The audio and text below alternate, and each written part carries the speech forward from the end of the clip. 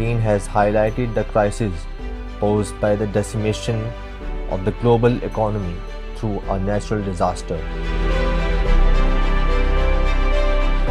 If countries do not move away from their business as usual activities and non-compliance to the climate goals, the level of economic disruptions will be far more elevated.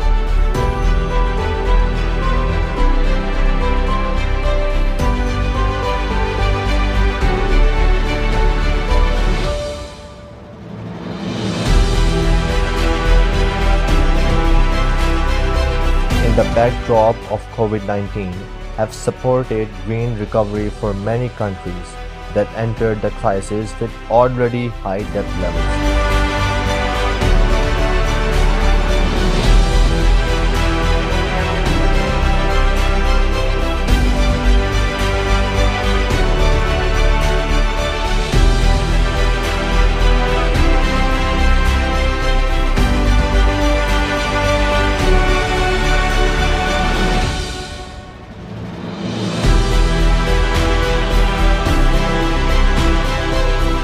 Assist developing nations in their war against climate change.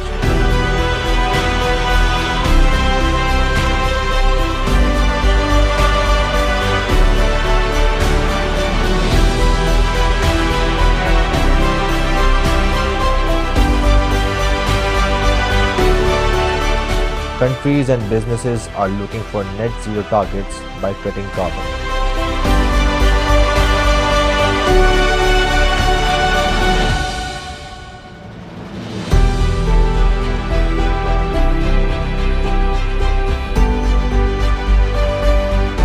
COP26 can facilitate the challenges, innovations, and opportunities.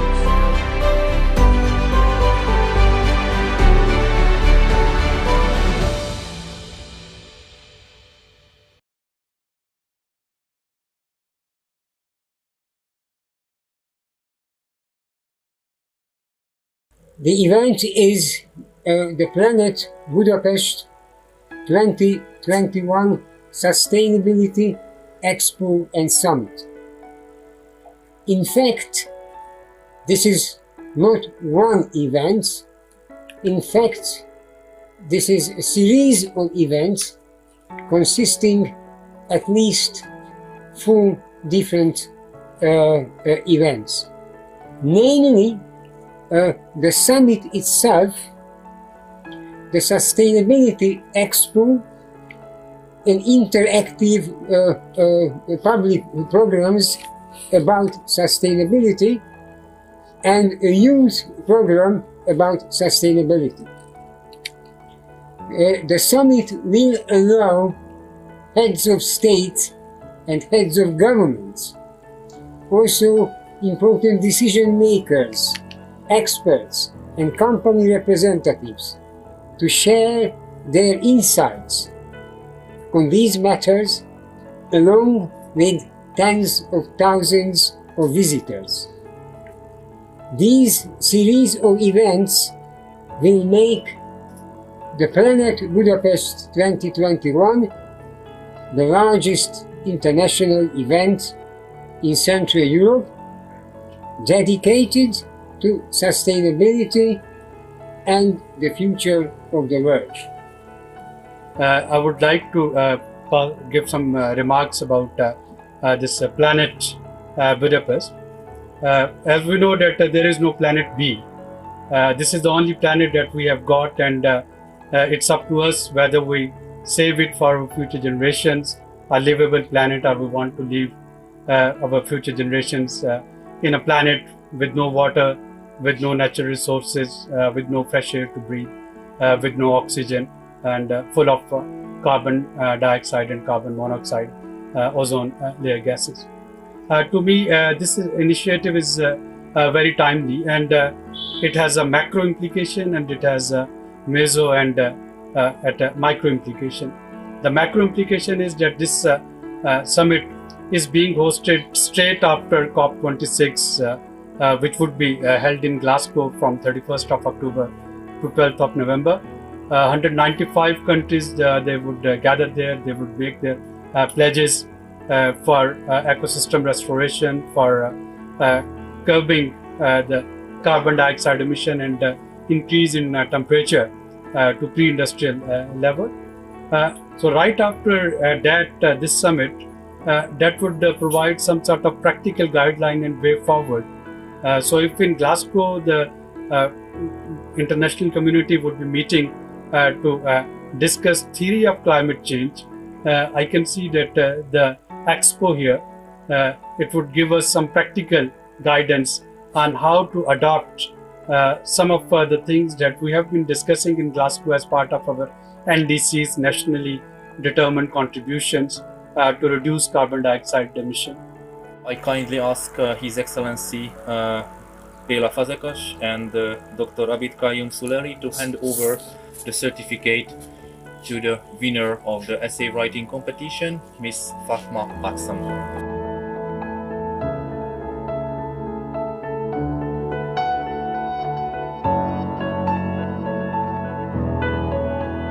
First of all, thank you so much.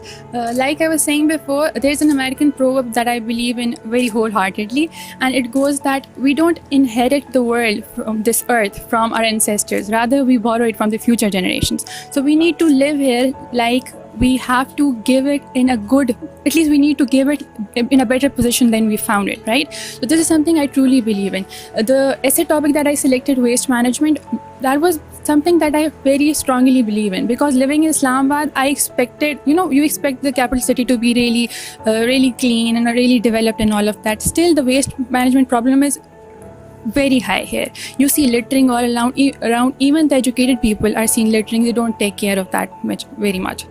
This was something that needs to be taken urgent care, especially in Pakistan.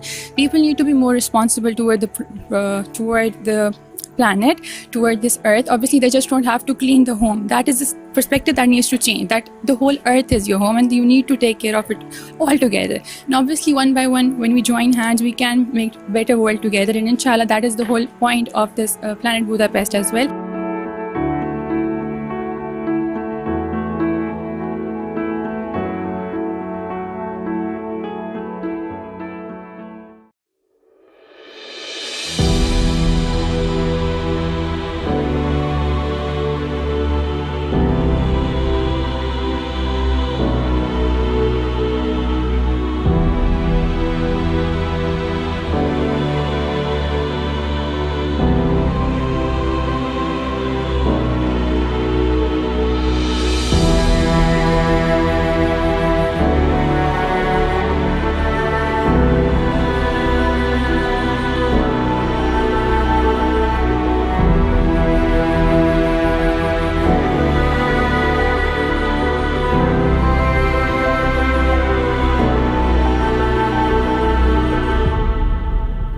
Does the panel think that COP26 has brought us closer to the climate or closer to the climate disaster? What do you think? Is it a failure or a progress? And what are the demerits and the merit of this COP26 and the way forward? Well, we know that in the global diplomacy, things they don't move that easily, and especially on climate change, things they creep. But the mere fact that COP26, it was the 26th congregation of nations to discuss the solutions and way out from climate change. In itself, it was quite encouraging. And the panel here, I think they were of the same opinion that although there was glass half full, but we should focus on the half full part of the glass and try to pour more water so that its level increases.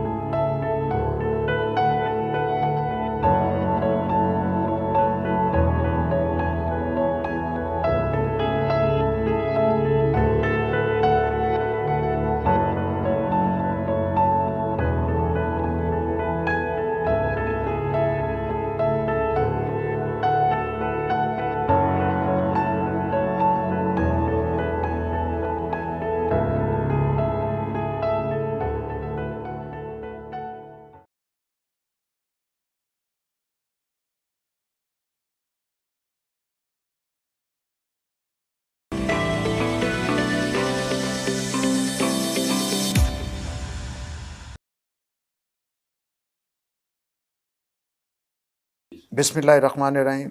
آج ہم اپنے programme کے ساتھ جو ہے وہ احسن اقبال صاحب جو کہ سیکرٹری جنرل ہیں پاکستان مسلم لیگ نون کے اور بڑا وسیع پارلیمانی تجربہ رکھتے ہیں اور لوکل باڈی سسٹم پر بھی پی ایم ایل این کے حوالے سے ان کا موقف جو ہے وہ ہم جانیں گے کہ پی ایم ایل این جو ہے وہ یہ جو ریفارمز ہونے جا رہی ہیں اور اس میں لوکل باڈیز کے جو تینوں ٹیئرز ہیں کونسلز ہیں ان میں بہتر کوارڈینیشن ٹرانسپیرنسی اور اس کو امپاور کرنے کے حوالے سے پی ایم ایل این جو ہے وہ کیا نقطہ نظر رکھتی ہے. ہم ویلکم کرتے ہیں جناب احسن اقبال صاحب کو اور جاننے کی کوشش کرتے ہیں کہ احسن اقبال صاحب یہ فرمائیے کہ بحیثیت سیکرٹری جنرل پاکستان مسلم لیگ نواز آپ کیا سمجھتے ہیں کہ لوکل باڈی سسٹم جو ہے وہ کتنا مؤثر اور بہتر ہونا چاہیے تاکہ عوام کی سروس ڈلیوری جو ہے اس میں امپرومنٹ آ سکے؟ بسم اللہ الرحمن الرحیم. دیکھیے سب سے پہلے تو میں یہ کہوں گا کہ کوئی بھی ڈیموکریٹ یا کوئی بھی انسان جو جمہوریت پہ یقین رکھتا ہو اسے جمہوریت کے تینوں ستونوں کو تسلیم کرنا پڑتا ہے. جمہوریت کی جو عمارت ہے اس کا پہلا ستون بلدیاتی ادارے ہیں یا مقامی ادارے ہیں. اس کے بعد پھر صوبائی فیڈریٹنگ جو یونٹس ہیں اس کی منتخب اسمبلیاں ہوتی ہیں اور اس کے اوپر پھر قومی اسمبلی اور سینٹ پارلیمان آتی ہے. اور اگر ہم مقامی حکومتوں کو یا لوکل باڈیز کو پنپنے کا موقع نہیں دیں گے تو جمہوری نظام ہوا کے اندر معلق ہوتا ہے اور اس کی کبھی جڑیں عوام تک نہیں پہنچ سکتی اور جو مقامی عوامی مسائل ہیں ان کو حل کرنے میں بھی وہ کوئی مؤثر کردار حکومت کوئی بھی ہو ادا نہیں کر سکتی. لہٰذا مستقبل میں جمہوریت کی کامیابی کا میرے نزدیک 100% دار و مدار مقامی حکومتوں کی کامیابی اور ان کی مضبوطی پر ہے. جتنی وہ مؤثر ہوں گی اتنی سروس ڈلیوری بہتر ہوگی، اتنی عوام کے مقامی مسائل بہتر حل ہوں گے اور اگر ان کے مسائل بہتر حل ہوں گے تو ان کا جمہوری اداروں پر اعتماد اور یقین بڑھے گا.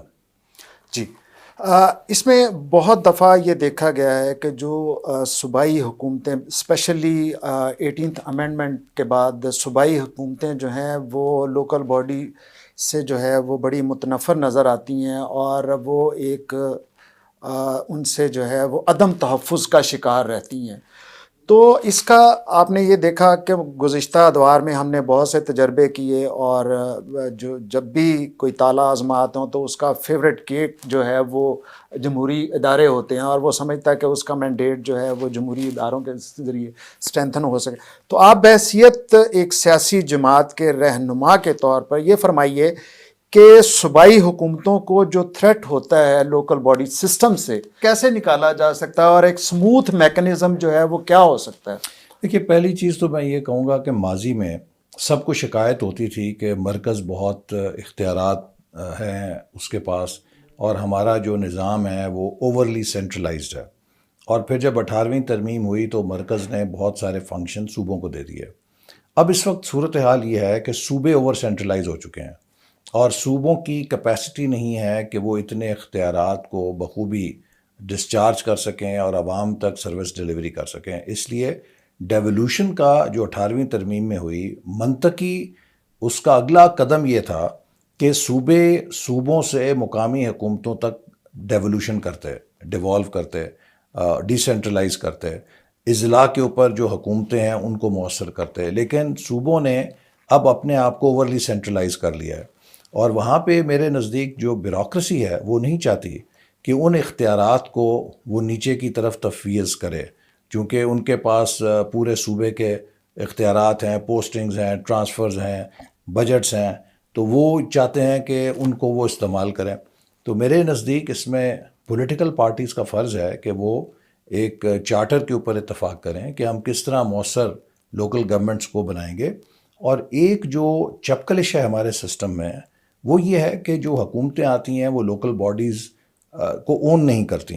میرا خیال ہے کہ اس کا ایک حل یہ ہو سکتا ہے کہ ہم آئین میں یہ ترمیم کریں کہ لوکل باڈیز کے انتخابات بھی عام انتخابات کے سائیکل کے ساتھ سنکرونائز ہو جائیں.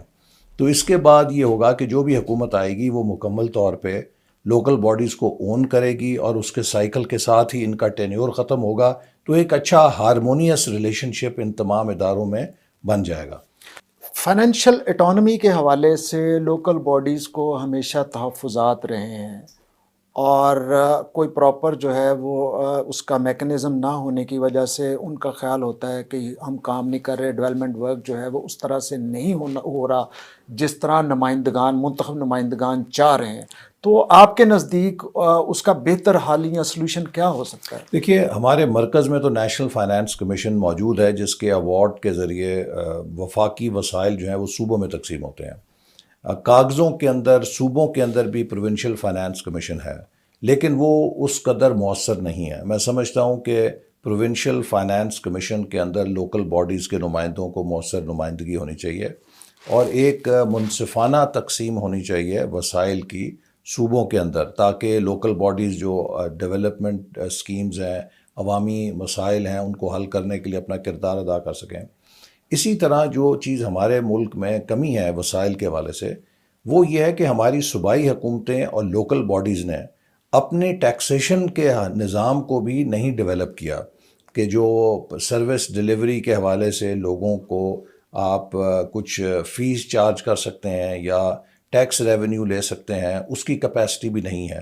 تو میں سمجھتا ہوں کہ اس کے لیے ضروری ہے کہ ہم لوکل باڈیز کی جو فائنینشیل مینجمنٹ ہے اور جو ان کی ریونیو جنریشن کیپیسٹی ہے اس کو بڑھائیں، تاکہ وہ مقامی طور پہ بھی اپنے لیے وسائل پیدا کر سکیں اور دوسرے صوبے سے ان کو ایک منصفانہ شیئر ملے.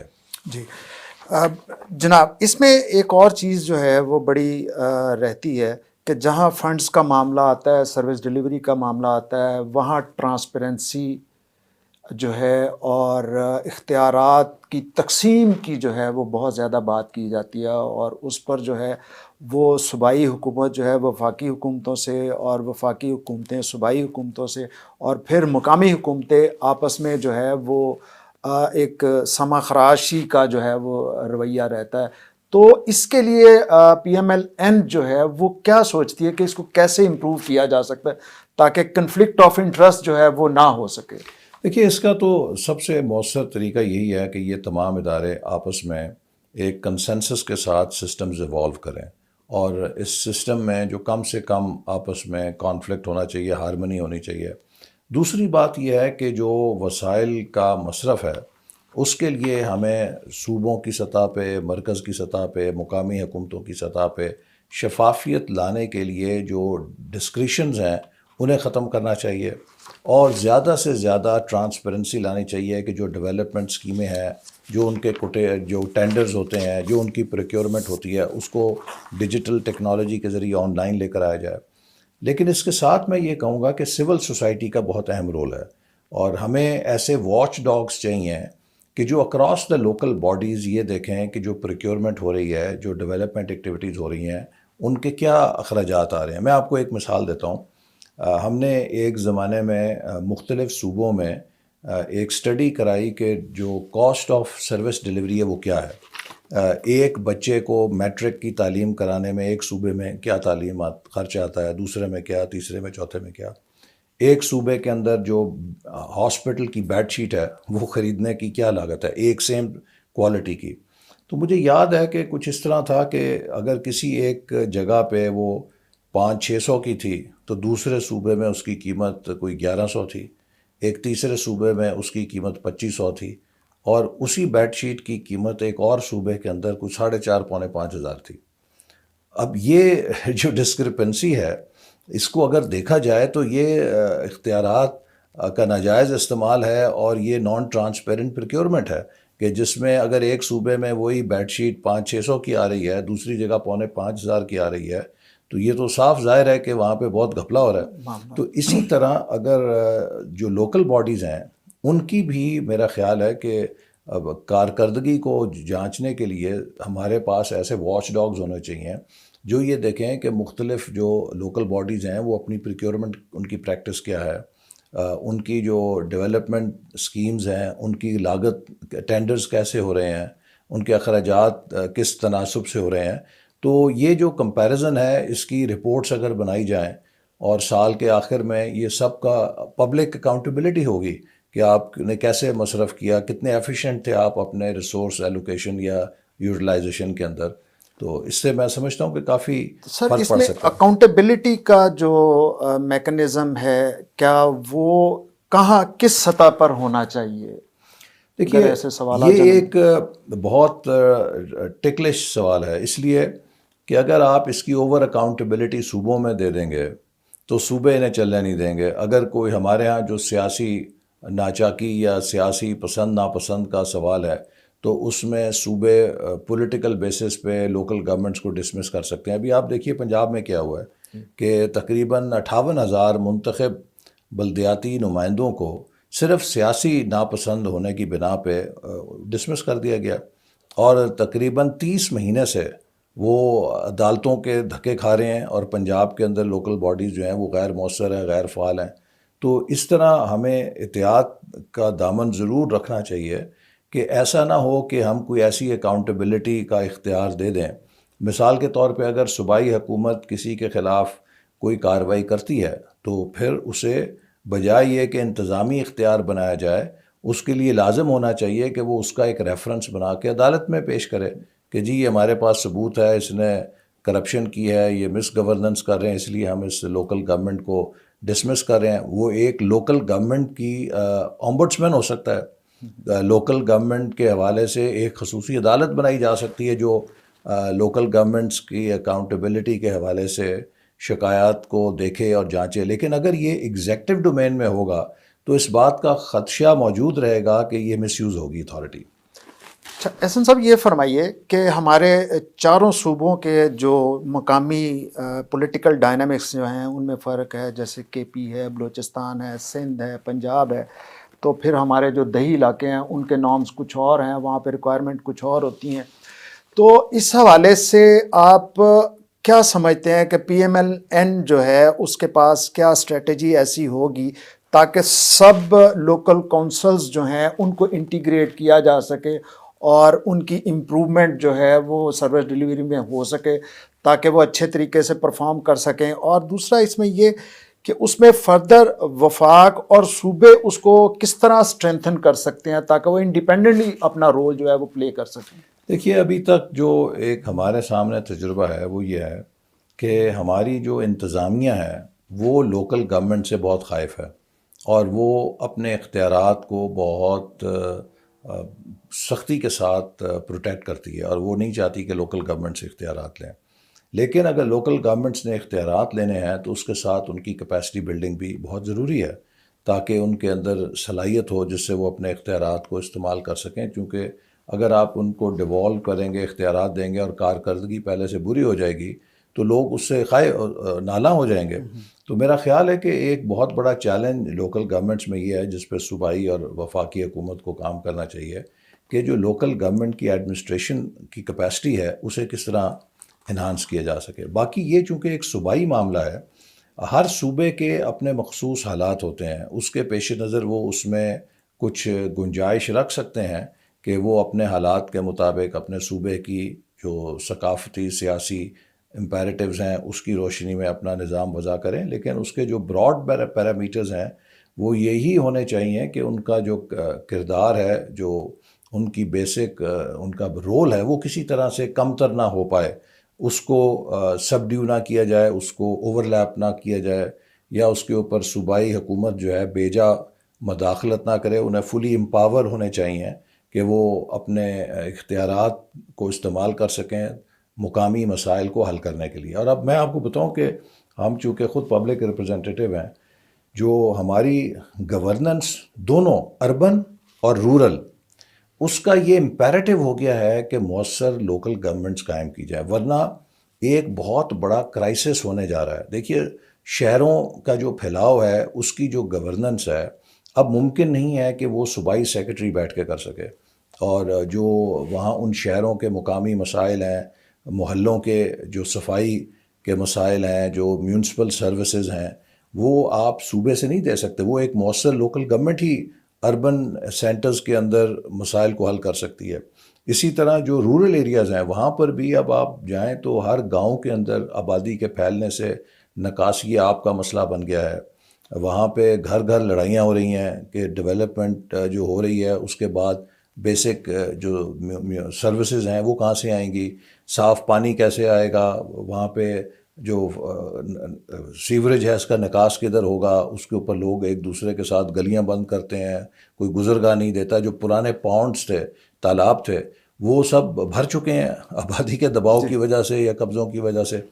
تو ان کو بھی اگر آپ نے مقامی سطح پہ دیہات میں, قصبوں میں صفائی کو انشور کرنا ہے, میونسپل سروسز دینی ہے, تو وہ وہاں کے مقامی نمائندے ہی مؤثر طور پہ کر سکتے ہیں. نہ کوئی ایم پی اے کر سکتا ہے, نہ کوئی ایم این اے کر سکتا ہے, اور نہ کوئی اسلام آباد یا صوبائی دارالحکومت میں بیٹھا عہدے دار یا سیکرٹری ان کو ادا کر سکتا ہے. سر ہم نے ابھی پینڈیمک سے نکلے ہیں, پوری طرح سے ابھی نہیں نکل پائے, جس طرح کووڈ-19 میں کو جو ہے وہ ہم نے فیس کیا ہے. تو اس میں دیگر بھی وبائی امراض اور وبائی امراض سے علاوہ سماجی مسائل جیسے مقامی سطح پر مہنگائی ہے, شارٹیج ہے, تو کیا آپ سمجھتے ہیں کہ اس میں لوکل باڈیز کا رول جو ہے وہ مؤثر ہو سکتا ہے ان چیزوں کو کنٹرول کرنے میں؟ اور ہمارے پاس چلیں پنجاب میں تو لوکل باڈی سسٹم اس پینڈیمک میں نہیں تھا, معطل تھا, جیسے سندھ میں ہے, کے پی میں ہے,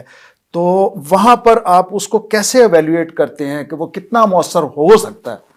دیکھیے اس وقت تو پورے ملک میں ہی تقریباً جو لوکل گورنمنٹ کا سسٹم ہے وہ غیر فعال ہے, لیکن میں سمجھتا ہوں کہ کسی بھی وبائی مرض کے اندر یا کسی بھی ایسی پینڈیمک کے اندر لوکل باڈیز ہی مؤثر ہو سکتی ہیں, اس لیے کہ اس کی ریچ گراس روٹ تک ہے. اس کے جو نمائندے ہیں وہ کمیونٹیز کے اندر جڑیں رکھتے ہیں, چاہے ان تک کوئی سروسز پہنچانی ہے یا ان کے اندر اویئرنیس پھیلانی ہے. ان دونوں کے حوالے سے جو مین ایجنٹ آف چینج ہو سکتا ہے وہ کسی بھی M N A M P A کے نسبت وہاں کا جو مقامی کاؤنسلر ہے, وہاں کا جو مقامی لوکل گورنمنٹ کا نمائندہ ہے, وہ زیادہ مؤثر ہو سکتا ہے. اور میں سمجھتا ہوں کہ یہ آپ نے جب پنجاب میں ڈینگی آئی تو اس وقت دیکھا کہ کس طرح مؤثر طریقے سے ڈینگی کا مقابلہ کیا گیا, اور اس کے بعد اس کے فالو اپ میں جو لوکل گورنمنٹس تھیں وہ مسلسل وہاں پہ میونسپل سروسز کے ذریعے صفائی ستھرائی کا خیال رکھتی تھیں, اسپرے بر وقت ہوتا تھا, جس سے ہم نے ڈینگی پہ قابو پا لیا تھا.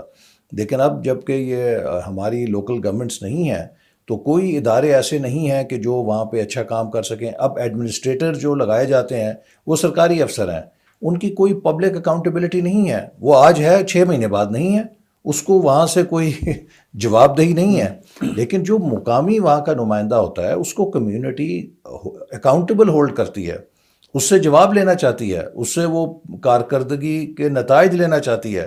لہٰذا وہ اس پبلک اکاؤنٹیبلٹی کے عوض اپنی جان مارتا ہے, لوگوں کے لیے وہاں پہ انشور کرتا ہے کہ کوئی بارش ہوئی ہے تو پانی نہ کھڑا ہو, ان کی گلیاں نالیاں صاف ہوں, وہاں پہ وبائی امراض کے لیے جو بر وقت اقدامات ہیں پریونشن کے وہ اٹھائے جائیں. تو اس لیے میرے نزدیک لوکل گورنمنٹس ہی اس قسم کے پینڈیمکس میں سب سے مؤثر ٹیئر آف گورنمنٹ ہو سکتا ہے. ایسا صاحب یہ فرمائیے کہ ہمارے جو لوکل گورنمنٹ ریپرزنٹیٹیو ہوتے ہیں ڈفرینٹ ایئرز میں, جو کہ تحصیل پہ, لوکل لیول پہ, پھر تحصیل میں یا ٹاؤن میں, اور پھر ڈسٹرکٹ لیول پہ جو پرفارم کر رہے ہوتے ہیں, کیا ہماری اس میں امپلیمنٹیشن اور سروس ڈلیوری کے دوران ایک ان کی کیپیسٹی کا بھی معاملہ ہوتا ہے کہ ان کی کیپیسٹی بلڈنگ جو ہے وہ ہو, سرکاری مشینری کو کیسے یوٹیلائز کر سکے؟ اور اس حوالے سے اس میں یہ بھی کائنڈلی ایڈ کر دیجئے کہ اس پر سیاسی جماعتوں کی کیا ذمہ داری ہونی چاہیے کہ وہ اپنے مقامی نمائندگان کے چناؤ میں کیا کرائیٹیریا رکھ سکتے ہیں. جس طرح صوبے اور وفاق میں جو پارلیمانی بورڈ ہوتے ہیں وہ اس کا جائزہ لیتے ہیں اور پھر جو ہے اس کی کینڈیڈیچر جو ہے وہ فائنل کرتے ہیں, تو مقامی حکومتوں میں کے لیے جو ہے وہ کیسے آپ سوچتے ہیں؟ یہ دیکھیے ابھی حال ہی میں کنٹونمنٹ بورڈ کے انتخابات ہوئے ہیں, تو اس میں ہماری جماعت نے بھی پارلیمانی بورڈ تشکیل دیے تھے, جنہوں نے جب اپلیکیشنز آئیں تو اس میں مختلف آپ فیکٹرز دیکھتے ہیں کہ جو امیدوار ہے سب سے پہلے تو یہ ضروری ہوتا ہے کہ اس کی پارٹی سے کمٹمنٹ دیکھیں, پھر اتنا ہی ضروری ہوتا ہے کہ اس کی آپ ونیبلٹی دیکھیں. الیکشن جو ہے وہ الیکشن برائے الیکشن تو نہیں ہوتا نا, آپ ہر پارٹی نے جیتنے کے لیے اس میں حصہ لینا ہوتا ہے, تو کیا اس امیدوار کی اتنی سٹینڈنگ ہے کہ وہ کامیاب ہو سکے. تیسرے آپ یہ بھی دیکھتے ہیں کہ اس امیدوار کی شہرت کیسی ہے, اس کا کیا کیلیبر ہے, کیا وہ جیتنے کے بعد پارٹی کے لیے نیک نامی کا باعث بنے گا. ایسا تو نہیں ہے کہ وہ پارٹی کے لیے کل کو مشکلات پیدا کر سکے. تو یہ ایک کمپوزٹ ہوتا ہے جس پہ سارے پیمانوں پہ مقامی جو لیڈرشپ ہے اس کی مشاورت سے پارٹیز فیصلہ کرتی ہیں. لیکن میرا خیال ہے کہ یہ ایک بہت اہم شعبہ ہے جس میں اگرچہ پولیٹیکل پارٹیز کے اپنے وسائل بہت محدود ہیں، ان لائک ٹرکی یا جرمنی جہاں پہ پولیٹیکل پارٹیز کو ان کی سیٹوں کے تناسب سے حکومت فنڈ فراہم کرتی ہے کہ وہ پارٹی ڈیولپمنٹ کے لیے کام کریں. ہمارے یہاں ایسی کوئی گنجائش نہیں ہے. لیکن میرے نزدیک یہ حکومتوں کا فرض ہے کہ وہ لوکل گورنمنٹ کے جو نو منتخب اراکین ہوتے ہیں ان کی کیپیسٹی بلڈنگ کے لیے ٹریننگ پروگرامز کا اہتمام کرے تاکہ انہیں جو انتظامی معاملات ہیں اور جو لوکل گورنمنٹ کے قوانین ہیں اور لوگوں تک اپنی جو سروسز ہیں انہیں بہتر پہنچانے کے لیے جن سکلز کی ضرورت ہے اس سے وہ آگاہی حاصل کر سکیں. احسن بھائی یہ فرمائیے کہ آپ کو یہ موقع ملا کہ آپ نے پلاننگ اینڈ ڈیولپمنٹ کمیشن کو بھی ہیڈ کیا ایز اے منسٹر، تو اس میں جو سندھ کا لوکل باڈیز ماڈل ہے اور کے پی کا، پھر بلوچستان کا اور پنجاب تھوڑا سا یہ ڈفرینٹ ہیں، تو آپ جو ان میں گیپ محسوس کرتے ہیں پی ایم ایل این کیسے سمجھتی ہے کہ ان گیپس کو جو ہے وہ فلفل کر کے اور اس کو انٹیگریٹ کیا جا سکتا ہے دونوں ٹیئرز کے ساتھ؟ دیکھیے نا، ایک بات تو میں کہوں گا کہ یہ ہر صوبے کی اپنی ثوابدید ہے چونکہ یہ صوبائی فنکشن ہے کہ وہ اپنے طور پہ کچھ نہ کچھ جو مناسب سمجھتے کریں. لیکن میرے نزدیک یہ بہت اہم ہے کہ جو بھی لوکل گورنمنٹ کا نظام وضع کیا جائے وہ کسی ایک پارٹی کا نہ ہو، اس کے اوپر نیشنل کنسنسس کیا جائے. دیکھیے ہمارے سامنے مثالیں موجود ہیں. جنرل مشرف آئے، انہوں نے ایک نظام بنایا، کسی سے مشاورت نہیں کی، کوئی پولیٹیکل اونرشپ کریٹ نہیں کی، اپنے مطلب کے مطابق ایک نظام ڈیزائن کیا، اس کے بعد وہ نظام جو ہے ان کے جاتے ساتھ ہی کھڑکی سے باہر پھینک دیا گیا. پھر جو پرانا اس سے پری مشرف سسٹم تھا اس کو لے کر آیا گیا. اب وہ آیا، وہ چلا کچھ دیر، اب پی ٹی آئی آئی تو اس نے کہا جی ہم اس کی بجائے اپنا ایک نیا کے پی کا نظام پورے ملک کے اندر رائج کریں گے. بھئی آپ کا اگر ایک کے پی کا نظام ہے تو آپ وہاں پہ اگر وہ اچھا چلا ٹھیک ہے، ضروری تو نہیں کہ وہ پنجاب میں بھی اسی طرح چلے. پنجاب میں لوگوں کو 25 30 35 سال سے اگر ایک نظام کی اویئرنیس ہے، وہاں پہ یونین کاؤنسل کا ایک یونٹ اسٹیبلش ہو چکا ہے. اب آپ اسے پھر ڈسمینٹل کر رہے ہیں اور ڈسمینٹل کر کے نئے اسٹرکچرز کریٹ کر رہے ہیں. لوگوں کو 5 سال تو لگیں گے سمجھنے میں کہ نیا نظام کیا ہے. تو اس طرح کے اگر آپ تجربے کریں گے، کل کو کوئی اور حکومت آئے گی وہ آپ کے نظام کو اٹھا کے باہر پھینک دے گی. تو میرے خیال میں یہ بڑا ضروری ہے کہ ہر صوبہ لوکل گورنمنٹ کا جو نظام ہے اس کے اوپر آل پارٹیز کنسلٹیشن کرے اور اس پہ ایک براڈ پولیٹیکل کنسنسس ہونا چاہیے تاکہ حکومت کے بدلنے کے ساتھ وہ نظام نہ بدلا جائے. اس نظام کی جتنی کنٹینیوٹی ہوگی اتنے وہ ادارے مضبوط ہوں گے. لیکن اگر ہر حکومت کے ساتھ ایک نیا لوکل گورنمنٹ کا نظام آئے گا تو یہ نظام تو پھر بالکل ہی انفینسی سے کبھی باہر ہی نہیں نکل سکے گا.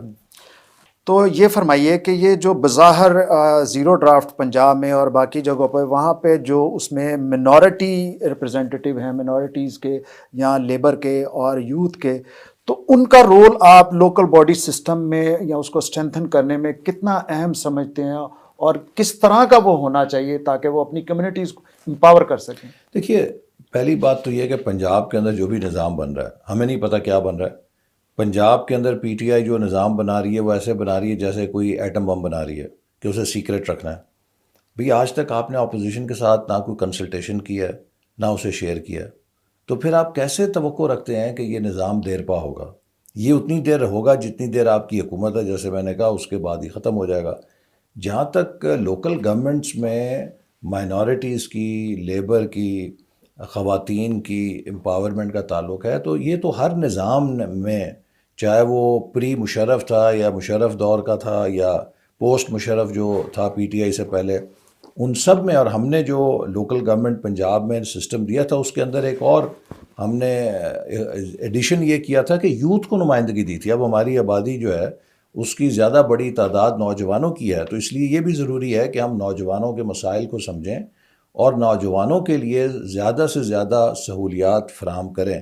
تو ہم نے لوکل باڈیز کے اندر خصوصی نشستیں نوجوانوں کے لیے رکھی تھیں تاکہ نوجوانوں کی آواز بھی ان کی فیصلہ سازی کے اندر آ سکے. تو میرا خیال ہے کہ یہ خواتین، مائنورٹیز، لیبر، کسان اور نوجوان یہ سب اہم طبقے ہیں.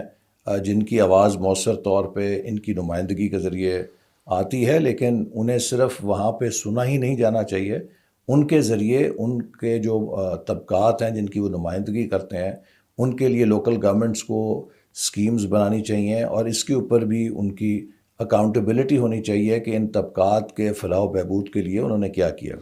احسن صاحب یہ فرمائیے کہ ابھی آپ نے لوکل باڈی سسٹم کے حوالے سے ایک نیشنل کنسنسس کی بات کی کہ تمام پولیٹیکل پارٹیز میں یہ کنسنسس ہونا چاہیے جو کہ ڈائلاگ کے ذریعے ممکن ہے، تو اس میں بتائیے کہ پی ایم ایل این کا جو نقطہ نظر ہے لوکل گورنمنٹ کے حوالے سے، پیپلز پارٹی کا، اے این پی کا کے پی میں، اور اسی طرح پی ٹی آئی کا، تو ظاہر ہے تمام پولیٹیکل پارٹیز کی اپنی اپنی کانسٹیٹوئنسی، اپنی اپنی آئیڈیالوجی ہے، انہوں نے پارٹیز نے اسی آئیڈیالوجی میں اور اسی اپنے لیڈرشپ کے ویژن میں رہتے ہوئے کام، تو پھر جہاں نیشنل کنسنسس کی بات کی جائے وہاں پر کامن گراؤنڈز ہو کیا سکتی ہیں کہ جن پر جو ہے وہ بات کی جا سکے، کتنا آگے جا سکتے ہیں، کتنا پیچھے آ سکتے ہیں، کن کن چیزوں کو اس فارم میں ایکسیپٹ کیا جا سکتا ہے، کن کو نہیں کیا جا سکتا؟ دیکھیے سب سے بڑی بات تو یہ ہے کہ آپ جو بھی ریفارم کریں، جو بھی حکومت ہو، اس کے لیے سب سے انسینٹیو بڑا تو یہی ہوتا ہے کہ کیا اس کی ریفارم دیر پا ہے یا اس کے ساتھ ہی وہ ردی کی ٹوکری میں چلی جائے گی۔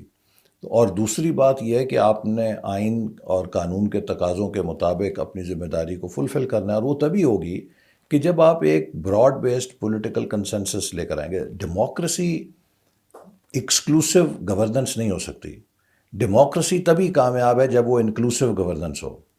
لیکن اگر آپ اپوزیشن کو اور دیگر جماعتوں کو سمجھیں گے کہ وہ اس نظام کا حصہ نہیں ہے، تو یہ ایسی ہی مثال ہے کہ جیسے آپ جمہوریت کی گاڑی کی ون ویلنگ کر رہے ہیں۔ جمہوریت کے گاڑی کے دو پہیے ہیں، ایک حکومت اور ایک اپوزیشن، لیکن اگر آپ گاڑی کو ایک ویل کے اوپر چلانے کی کوشش کریں گے تو یا آپ کا چلان ہوگا یا آپ کا ایکسیڈنٹ ہوگا۔ تو اس میں سر اب بھی آپ کیا تجویز کرتے ہیں کہ صوبائی حکومتیں جو ابھی چل رہی ہیں ان کو کیا سٹیپ لینے چاہیے کہ ان کو مزید اور زیادہ جو ہے وہ مؤثر انداز میں پرفارم کرنے کا موقع مل سکے، اور ان کے پاس یہ جو بھی لوکل باڈی سسٹم آئے یا ریپرزینٹیٹیو آئیں ان کے پاس ایک لیجیٹیمیٹ کور ہو، تاکہ کوئی بھی آنے والا جو بھی اقتدار میں آتا ہے تو وہ اپنی مرضی کے مطابق اس کے عام ٹویسٹ نہ کرے یا ان کو جیسے ہم نے فرمایا اٹھا کے میں سمجھتا ہوں کہ ایک تو یہ کسی درجے میں الیکشن کمیشن کا بھی فرض ہے کہ وہ چونکہ ان کی اب ذمہ داری ہے بلدیاتی الیکشن کرانے، تو وہ بھی کسی نہ کسی درجے میں سیاسی جماعتوں کو اعتماد میں لیں کہ جو ڈسٹرکٹ لیول پہ یا مقامی سطح پہ انتخابات ہوں گے ان کے حوالے سے ان کی کیا اونرشپ ہے اور اس کے لیے کیا ضابطۂ اخلاق ہوگا۔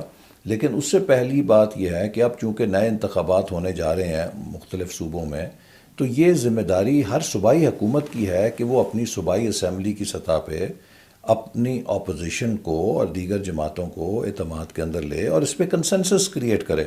اگر وہ کنسنسس کریٹ نہیں کریں گے تو یہ نظام، میں نے جیسے پہلے کہا، اتنی ہی دیر لاسٹ کرے گا جتنی دیر یہ حکومت لاسٹ کرے گی، اس کے بعد نظام بدل جائے گا۔ تو بار بار نظام بدلنے سے نظام مضبوط تو نہیں ہوگا، وہ کمزور ہی رہے گا ہمیشہ۔ فردر سر آپ اس میں اگر لوکل باڈی سسٹم کوئی بھی آتا ہے، بھلے کسی پہ بھی کنسنسس ہو، تو آپ کیا سجیسٹ کرتے ہیں ان کی پرائرٹیز جو ہیں وہ کیا ہونی چاہیے لوکل باڈی ریپرزینٹ، تاکہ ان کو میکسیمم اپنے جو کانسٹیٹوئنسیز ہیں یا پبلک ہے ان کو ریلیف دے سکیں؟ دیکھیے اس وقت تو ہم نے حکومت میں جب تھے تو لوکل گورنمنٹس کو ایک اونرشپ دینے کی کوشش کی تھی سسٹینیبل ڈیولپمنٹ گولز کی۔ جو ایس ڈی جیز ہیں یہ بڑے امپورٹنٹ ہیں کسی بھی ملک کی ترقی کے لیے، یہ قومی گولز ہیں، یہ بین الاقوامی ایجنڈا نہیں ہے، یہ ہر ملک کی ترقی کا اپنا ایجنڈا ہے۔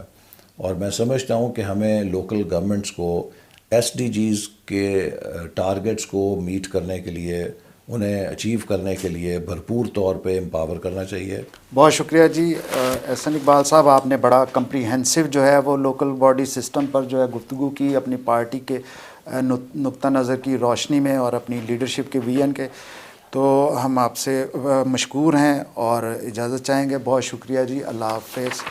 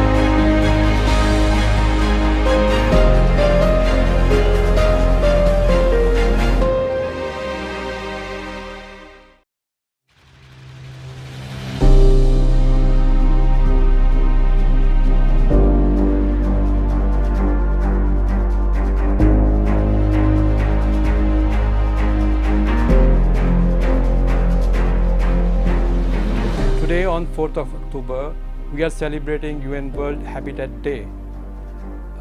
Since 1986, we are celebrating this day for highlighting the issues of urban development, particularly focus on housing for the poor and homeless, integration of slum areas into the urban planning and development.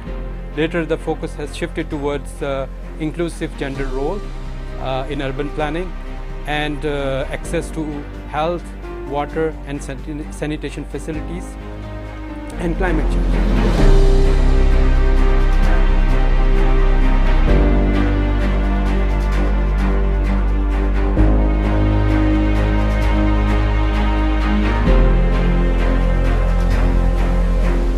This year, the focus is on Global Race to Zero campaign.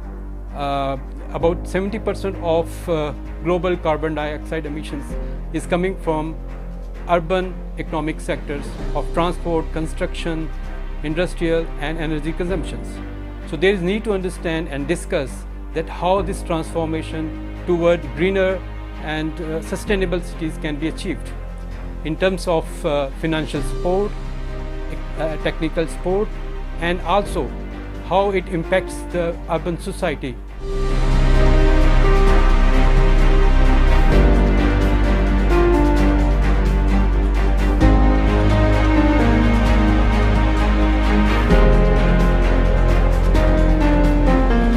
On this day, there is need to discuss that how this zero carbon campaign can be achieved, particularly for the developing countries, because they have limited financial and technical capacities. Furthermore, there is need to understand that how this campaign can impact on urban livelihoods and income resources, jobs and poverty rates, and more importantly, how how institutional support can be achieved particularly for the planning and development of pathways or strategies for greener growth.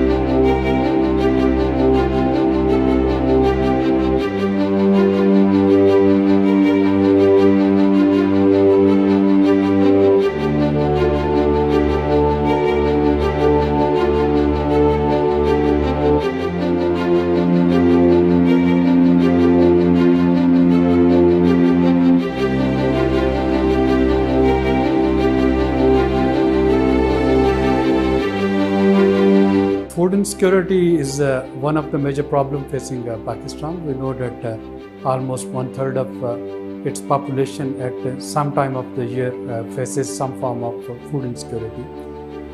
Now, with this food insecurity, Pakistan also faces a problem of food loss and food waste.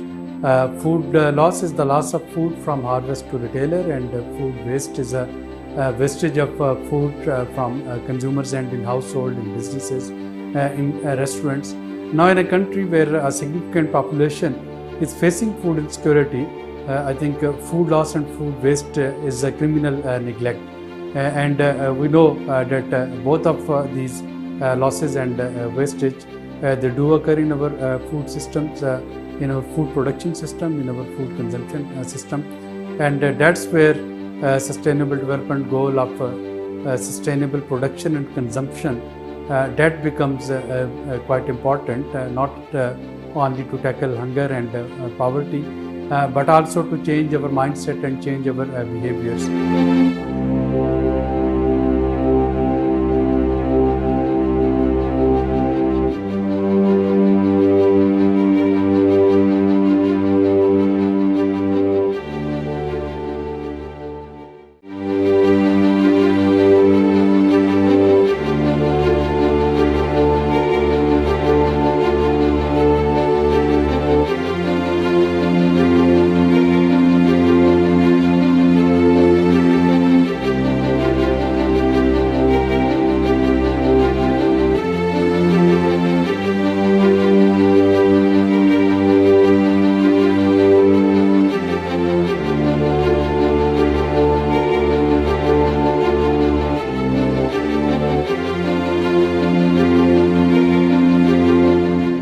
Today is the day for International Day of Awareness of Food Loss and Preservation. Food wastage and losses are major issues being faced globally and by every country with huge economic, environmental and social impact. When edible foods are discarded, it's not that the food that is lost. It's wastage of all the inputs required to take food from the farm to the consumer. Table like land preparation, agronomic horticulture practices, water for irrigation, fuel for mechanization, and vehicles for transportation. Similar losses can be calculated due to food losses occurred in processed value added foods manufactured, including cost of production, importing of locally non-available ingredients like food additives, preservatives, packaging and transportation costs, product registration and marketing costs. It has been estimated by the FAO that carbon footprint of food waste is 3.3 billion tons of CO2 equivalent annually. Not only are different polluting fuels used to run production machinery and vehicles, but greenhouse gases are also released by food waste.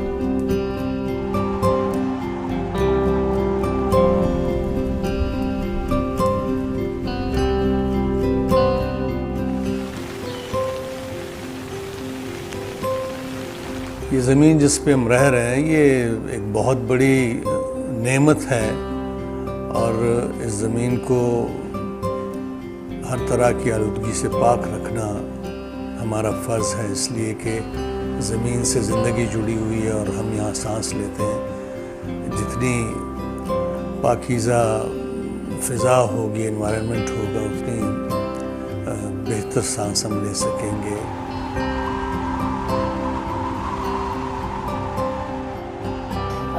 یہ oxygen آپ کو جو ملتی ہے، یہ oxygen اصل میں اس کا جو منبع ہے وہ یہ ساری انوائرمنٹ ہے، ماحولیات ہے. تو اس کے لیے ہم اگر کام نہیں کریں گے تو اس کا مطلب یہ کہ ہم اپنے ہاتھوں سے اپنی جو زندگی ہے اس کو ختم کر رہے ہیں. اور میں اپنی زندگی میں بہت ساری چیزوں کا ہم خیال رکھتے ہیں کہ ہم جلائیں نہیں کوئی چیز ایسی، ہم جیسے کوڑا کرکٹ کو لوگ آگ لگا دیتے ہیں، اس سے انوائرمنٹ کو نقصان پہنچتا ہے.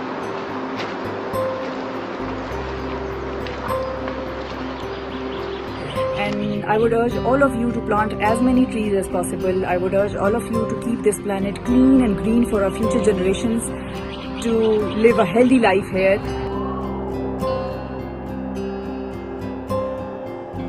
میری آپ تمام پاکستانی سے اپیل ہے کہ اپنے حصے کا ایک پودا لگائیے اور پاکستان سے محبت کا ثبوت دیجیے اور آنے والی نسلوں کے لیے ایک سیف پاکستان بنائیے. اپنے گرد پیش کو پولوشن سے بچائیں تاکہ ہماری آئندہ آنے والی نسلیں پرسکون زندگی گزار سکیں. اپنے آپ کو محفوظ بنائیں، اپنے خاندان کو محفوظ بنائیں، اپنے پاکستان کو محفوظ بنائیں. دعا ہے کہ سلامتی ہمیشہ ہمارا مقدر ہو.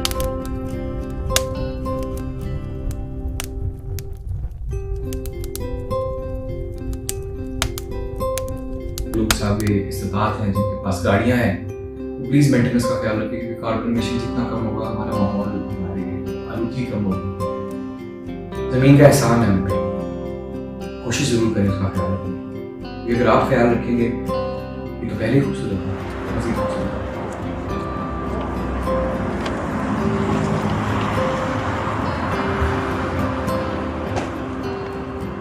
صفائی کا خیال رکھیں، ماحول کو صاف ستھرا رکھیں، اپنی زمین کی حفاظت کیجیے.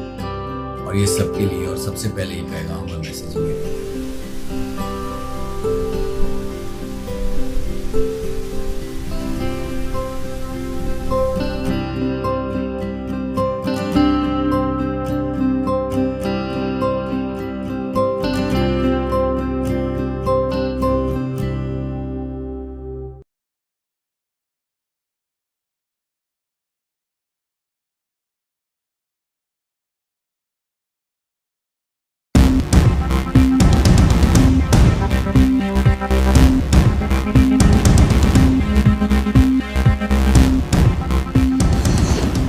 Welcome to SDTV bulletin. मैं हूं आपकी होस्ट सादिया सिद्दी और आज के बुलेटिन में मैं आपके साथ शेयर करूंगी ई-कॉमर्स पॉलिसीज़ के बारे में,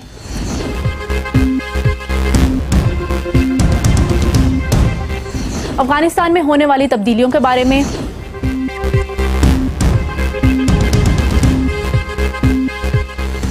B3W और BRA मंसूबों के बारे में,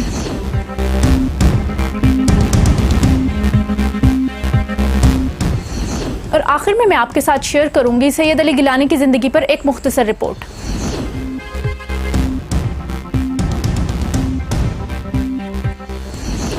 मुल्की मईशत की बहाली और तरक्की के सफ़र में इंडस्ट्री का एक बुनियादी किरदार होता है। बैनुल-अक़वामी तजारत के नए माहौल में इंटरनेट को एक गैर मामूली हैसियत हासिल हो चुकी है। डिजिटल मईशत और ई-कॉमर्स के हवाले से SMEs के लिए बहुत से नए मौके पैदा हो रहे हैं। ये कारोबार जिनकी तादाद 3.2 मिलियन है, ऑलरेडी मुल्की बरामदात में 25% हिस्सा डाल चुके हैं। आइए इस हवाले से SDPI ने एक वेबिनार मुनक्कद किया, इसमें हम जानते हैं माहिरीन की राय। A lot has already been said. One is really our own motivation to what we would like to get out of a discussion or a series of discussion like this.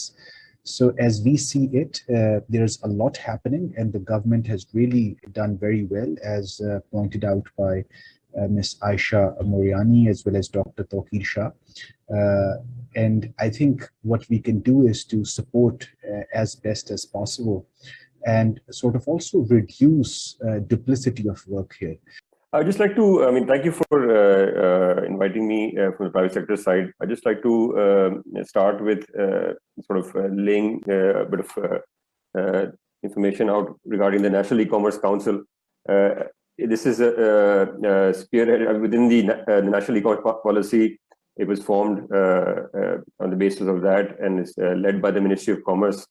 And the E-Commerce Policy has 7 pillars. Afghanistan में इंसानी बहरान और ग़िज़ाई अदम तहफ़्फ़ुज़ की सूरत हाल से बचने के लिए बैनुल-अक़वामी बरादरी की तरफ से मौसर किरदार अदा करने की ज़रूरत है।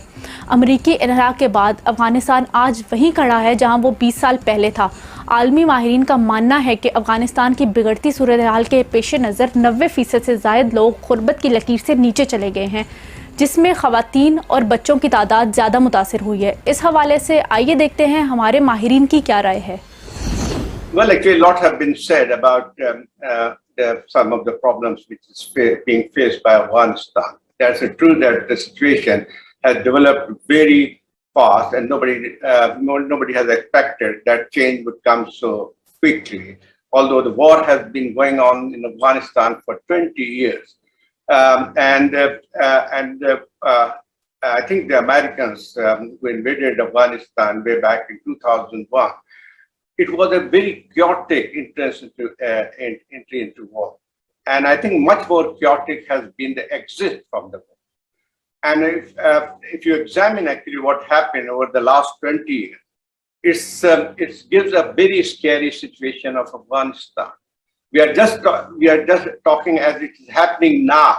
But look actually what is the situation after 20 years of war. And Americans have spending about $1 trillion in the war effort. And look actually what is the condition of the people of Afghanistan over this year. According to reports, 72% of Afghans are living below poverty line. The Dutch foreign minister was here last night. The German foreign minister was here a day before. We are expecting the British foreign minister also. And so our plea to them is that we must continue the international humanitarian development effort over there. Because if we don't, then in any case, there's going to be, a situation where people are going to be running. Already I hear that about, 600,000 people or 650,000 people are internally displaced. गुज़श्ता दहाई से आलमी मंजरनामा जिस तेज़ी से बदल रहा है वो किसी B3W समिट के दौरान मंजर आम पर आने वाला G7 से ढका छुपा नहीं है। मंसूबे का हम पल्ला BRI मंसूबा, जिसे आलमी मुबसरीन चाइना का समझ रहे हैं, किसी हद तक काबिल अमल है और पाकिस्तान का इस हवाले से क्या हिकमत अमली है, आइए हम नज़र डालते हैं हमारे माहिरीन की क्या राय है। It's it's not a black and white that, you know, this country is our best friend and this country is our rival. We can't engage with them. And I think when we talk about China, and there have been conversations about China in this webinar before I joined, the best example to learn from is China. China doesn't see eye to eye in its geopolitical interests with the United States and vice versa. However, the United States and China are the biggest trade partners in the world. Similarly, the trade between China and India is 10 times the economic partnership that we have, that Pakistan has with China. So I think that it has to be an approach which is engages particular segments of the relationship. One question is that while Pakistan is not part of international treaties for road transport, this is a questioner asking. I guess we are of some treaties, but not all. How Pakistan logistic companies get benefit out of these projects, to connectivity project? Logistic companies. Maybe question is about how logistic companies can benefit from these projects amid Pakistan's situation in international treaties. Right. I'm not privy to that treaty. I think there's an international requirement to have your logistic companies or your logistic enterprises moving across the world. There needs to be an international treaty. You should be member of the treaty, and I think I also guess that we are not part of that treaty. But this question was raised somewhere where Hasan Dawood Sahab and I we were together. But we are not part of that. Now, what to do? I think when we talk of Belt and Road Initiative, or for that matter, B3W, we need to, the most important thing. What is the most important thing in benefiting from these ventures, ambitious ventures of superpowers?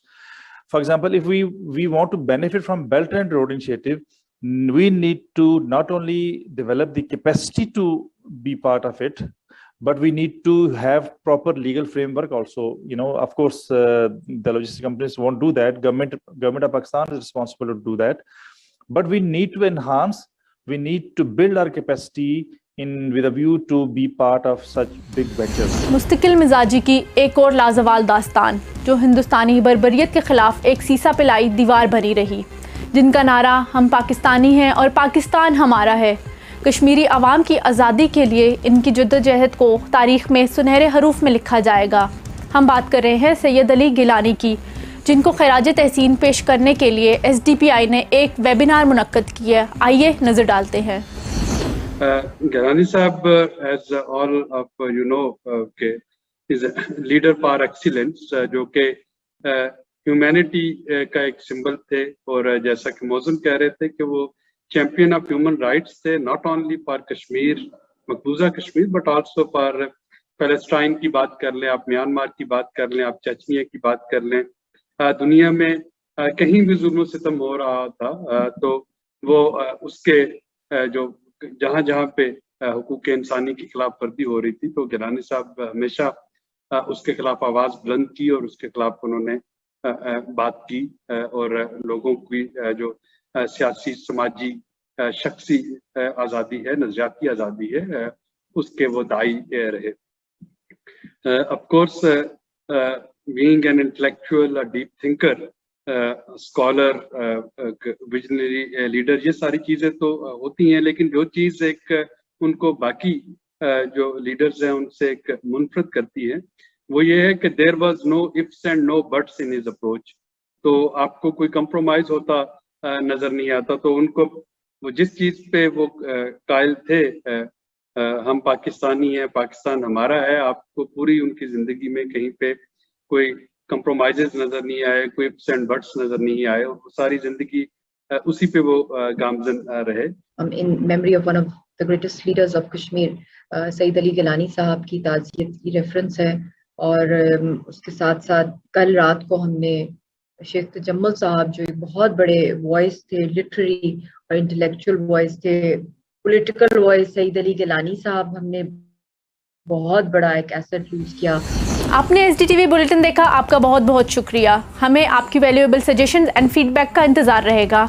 मज़ीद मालूमात के लिए देखते रहिए SDTV।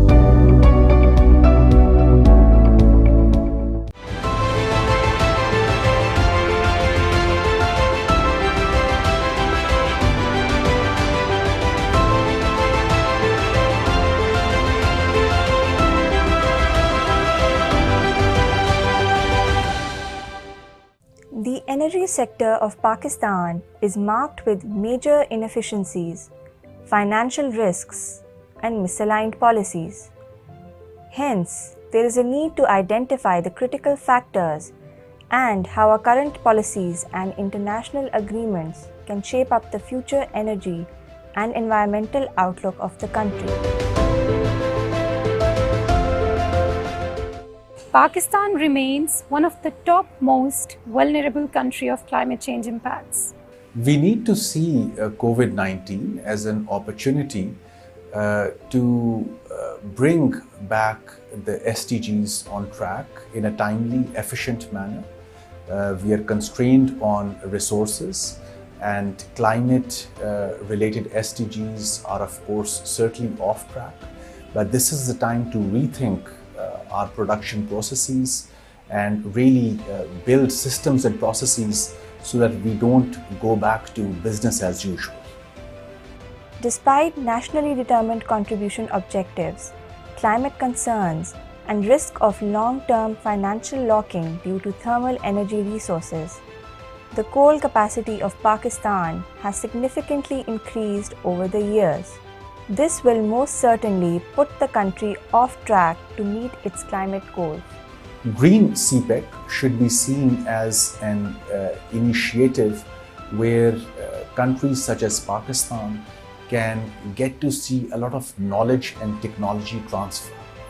And of course, when this is embedded in current knowledge systems, it goes a long way in not just helping the public sector, but also the private sector to develop a shared understanding around green and clean energy over the longer term. Pakistan has ample physical resource potential of wind and solar. Only a fraction of total power is being generated from renewables. Most important for Green CPEC, the share of fossil fuel financing has been decreasing, while the amount invested in renewable energies, particularly hydropower, has been increasing. Considering these potential impacts, greening CPEC seems to be a good way of mobilizing finances by focusing on accelerating investments in green and innovative infrastructure, also in renewable energy, transport, nature-based solutions, agriculture, trade, and so on. It will be timely to see that the fiscal policy or our investment-oriented promotion schemes which we have for the energy sector, they should be certain for our investors in the energy sector, so that private enterprise or even those involved in public-private partnerships get to have a certain policy environment in this sector. And of course, investments in green and clean energy require longer-term certainty of policies, which can only come around if fiscal policy does not see frequent changes.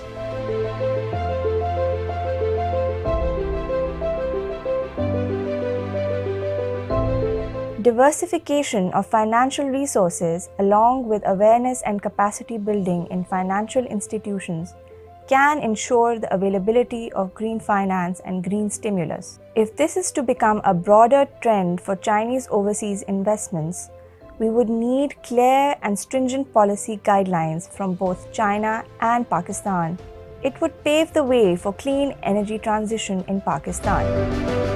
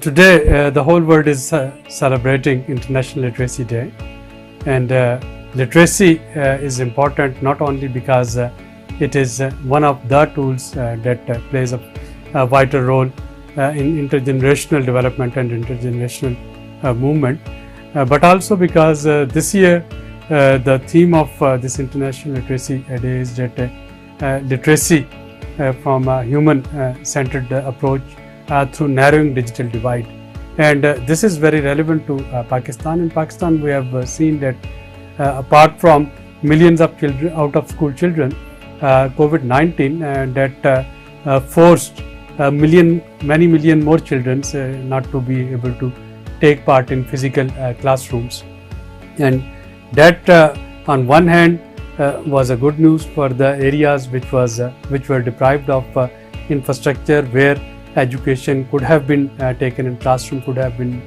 taken through smart devices and digital technology.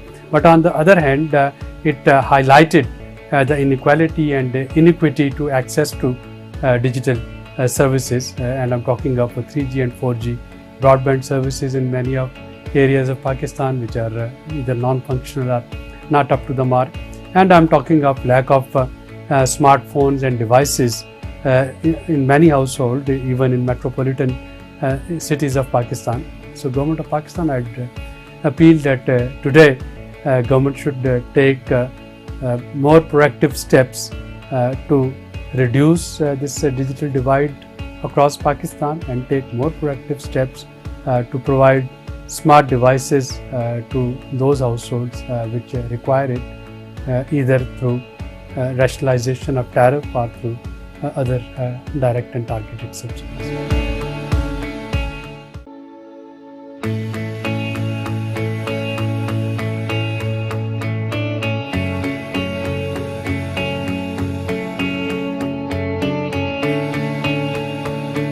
Literacy Day reminds us of our commitment towards education-related sustainable development goals under the Agenda 2030. And last year has been particularly difficult with COVID, widening a lot of education and skills inequalities across the globe, but particularly in the developing countries. And it is in times like these that one should remember the leave no one behind value underlying the Sustainable Development Goals, and the fact that we need to put our children back to school, and children who are not connected to the digital nodes, they need to be provided online facility as early as possible to prevent these widening education related inequalities in all their forms. Governments around the world are trying to find innovative approaches to reach out to those who have been left behind, children who could not go back to schools during the various waves of COVID. And it is now it really calls on the creativity of the private sector as well to come forward and provide support with their ideas, with their creativity to the public sector. It also falls on as a responsibility on many of the civil society organizations, social entrepreneurs who are working in this space to really join hands with the government and come forward and really find out innovative approaches to deliver education at the doorstep of those who either could not go to their schools during these difficult times, or dropped out, or faced any other issues with regards to affordability and other matters.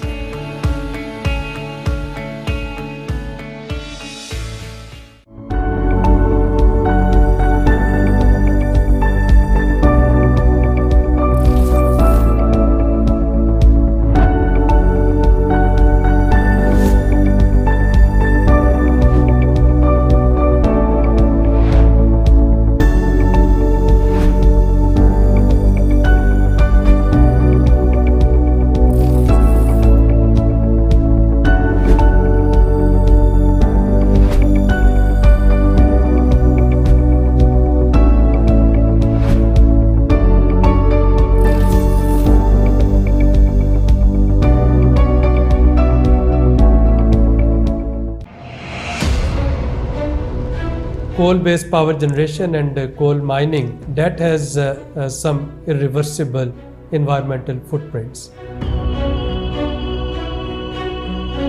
Drought in district Tharpakas is happening from decades now. It is not a new phenomenon over there, and it is of course because of climate change.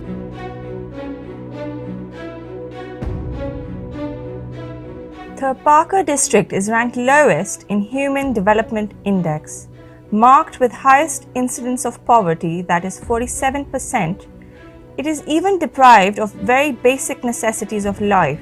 Major issues that Tharis are facing since decades are lack of water, malnutrition, and no access to education and health facilities. Very sad thing and finding over there, their healthcare facilities are very far off, and during migration, during disasters, they move from one place to another place, and women lose their babies. They are malnutritioned, they do not have proper shelters, they have to sell their livestock on which they are dependent, they lose their crops because of droughts in those areas.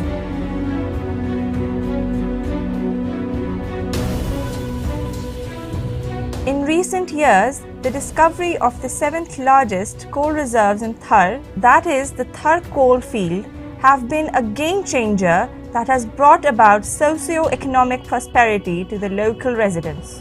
These developments are going to result in an increase in job creation for the region. More economic opportunities are expected, but these will also lend important health and education benefits to those who are living in this locality. These coal reserves are being exploited to provide cheap sources of alternate energy for economic prosperity for Pakistan under China-Pakistan Economic Corridor.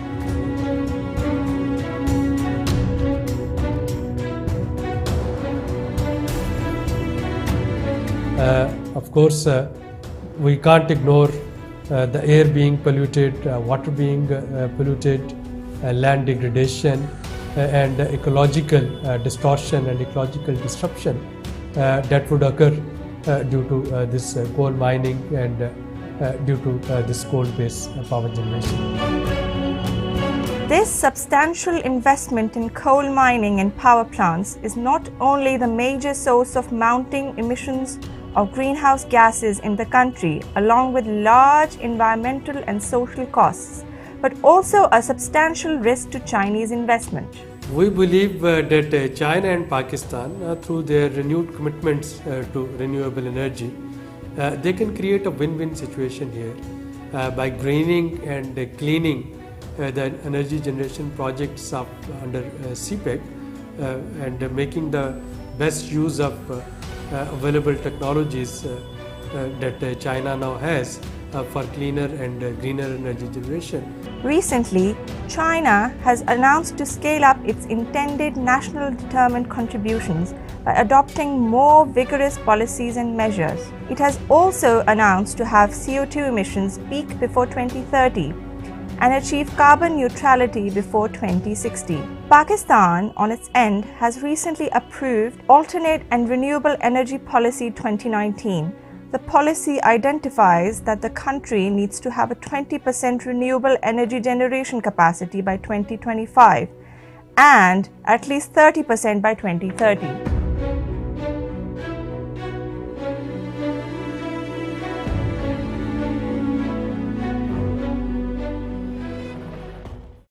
Now, the pathways to cleaner and green energy are, of course, many, but the most immediate ones are, of course, in my mind, one is the fiscal and regulatory certainty. We need to have policies which are there for the medium to longer term, so that both private sector and public sector can work hand in hand, and they understand the benefits of doing this together. Second, of course, there has to be a shared vision at our parliament level, at the civil service level, at the regulatory institutions who are involved in facilitating the investment in clean and green energy. Pakistan can actually make a paradigm shift in its energy generation. It is about time that both the countries, under their renewed pledges for renewable energy, they get together and they try to see that how a clean and green recovery is possible, whereby we can shift from coal-based power generation to alternative and renewable energy generation under CPEC, and it's quite possible. And this is what is in the medium to long-term planning of both China and Pakistan.